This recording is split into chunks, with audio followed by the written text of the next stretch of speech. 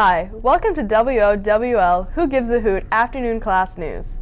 As you know, you will be listening to the better of the two classes' news stories. To start off, one of the most frustrating things for drivers is when gas prices are on the rise. These fluctuations in prices certainly affect local businesses. Holly Morneau caught up with a local business owner to see how this change affected his business. Gas prices in Northern Maine have recently increased. We talked to Tim Lozier, co-owner of Bob Service Center in Madawaska, Maine, to find out more about this increase and how it affects customers and businesses. I really don't worry about the increase in gas prices because it's really out of my control. I shouldn't say I don't worry about it, but I don't let it consume me. And I'd rather make 10 cents a gallon when it's costing me $2 a gallon than make 10 cents a gallon when it's costing me $3 a gallon. He then discussed the challenges that gas prices bring to independent businesses.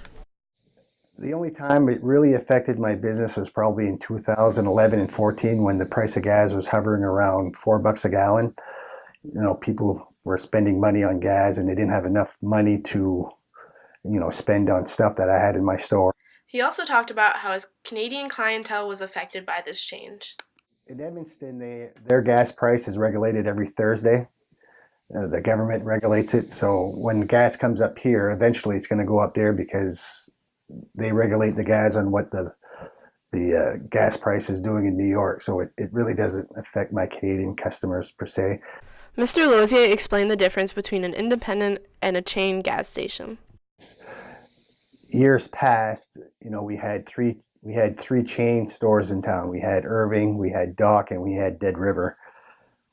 And now we only have one, which is Dock. And when you have three big chain stores like that in your town, you really have to, you have to comply on what they're doing because they can make your life miserable. If they wanted to start a gas war, I only have one location, so I have to make my money at this location. And if they start if there's a gas war, they'll make their money in Caribou Prescal and they can ride it out a lot longer than I can. Gas prices continue to fluctuate, but small businesses are able to adapt to these changes. I'm Holly Morneau, signing out for WOWL Channel 16. Thank you, Holly. We appreciate Mr. Lozier taking the time to talk to us. The town of Madawaska recently hired a new economic developer. Brianne Thibault is helping introduce him to the town. Hi, my name is Brianne Thibault reporting for WOWL. After the departure of Susie Parody, we caught up with the new economic developer for the town of Madawaska, Keith Sear, to talk about his new position. Mr. Sear is excited to take on this new challenge. I want to make a difference in this town. I see this town going in a great direction, and I want to have a hand in that. And the big picture, I have 2 young children, and I want them to eventually live and work here. I have no intention of moving, so I want to stay here. And if I can have a part in making this a town that they want to work and live in and have kids in, then I feel like I've done my job. We asked him what positive changes he sees happening in Madawaska. I look at the farmers market that we put recently, the pavilion. It's a great addition.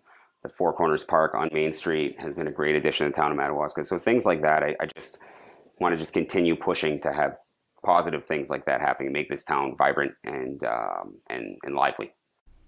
We asked what kind of challenges would come from the recent news that Kmart is closing. Another retail giant that's going away. It just becomes harder in small communities like this to keep big retail places. But we're going to continue to push and look for options. We obviously want to fill that space. Mr. Sear knows out-migration is an issue and wants to deal with it.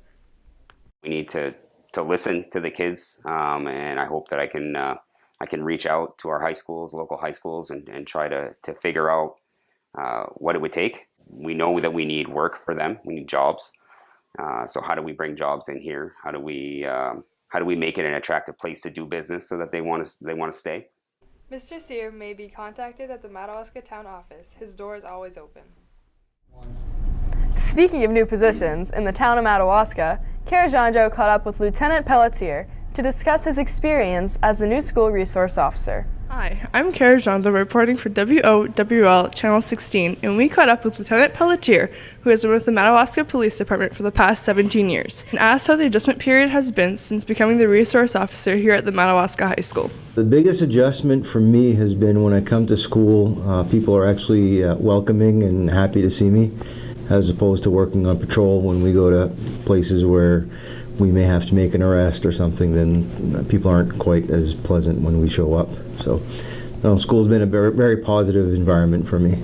Next, we asked him what his job entails here at the high school.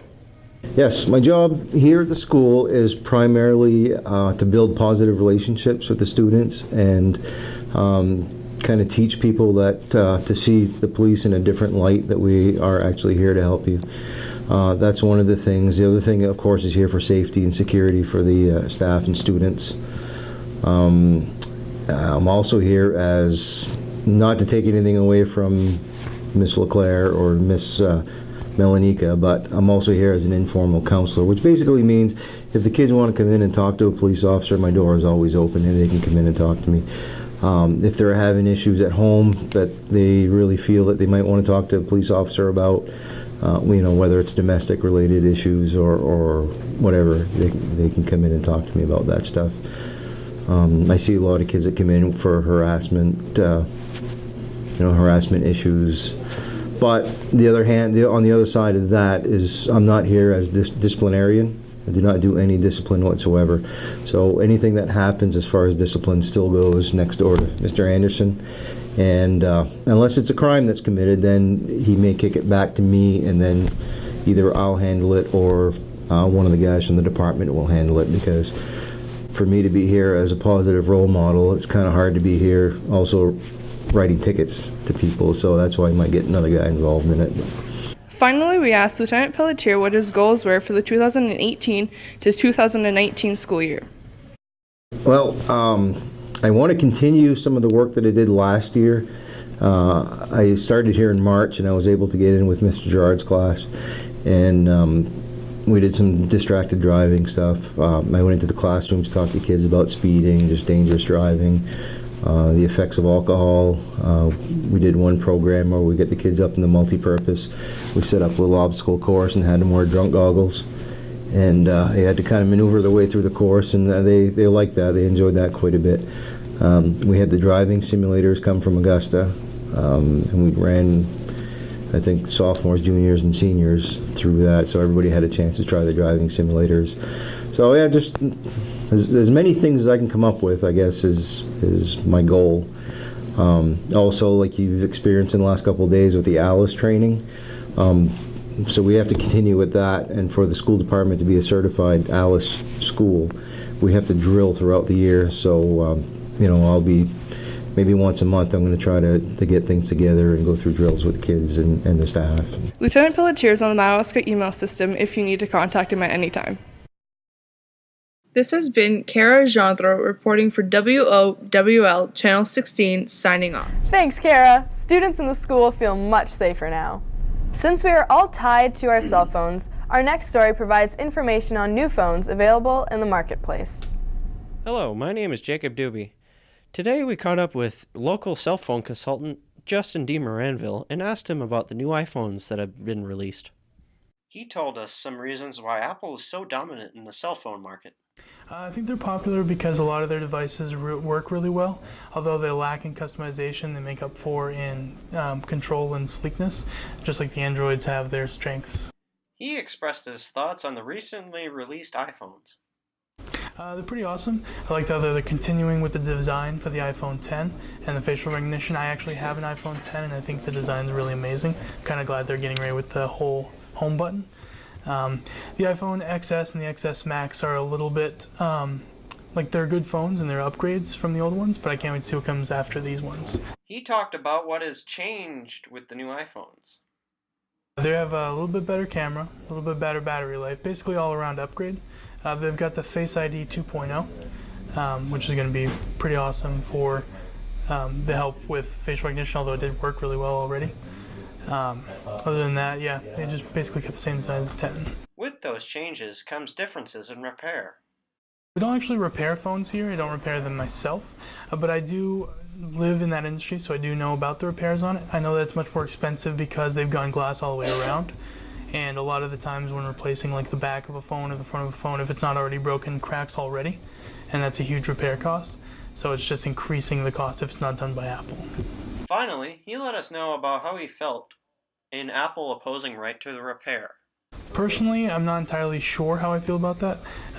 Part of me is kind of nice. It makes kind of sense because Apple makes all their own devices, so it just makes sense for them to be able to fix their own devices. However, I do think it's important for people spending this much money on phones be able to change the way that they repair them on their own and choose between different options instead of just doing what Apple says all the time. Thank you for joining us today. I've been Jacob Doobie with WOWL. Have a good day. Thanks, Jacob.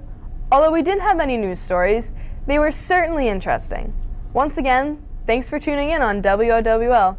I'm Isabel Chandro, signing off.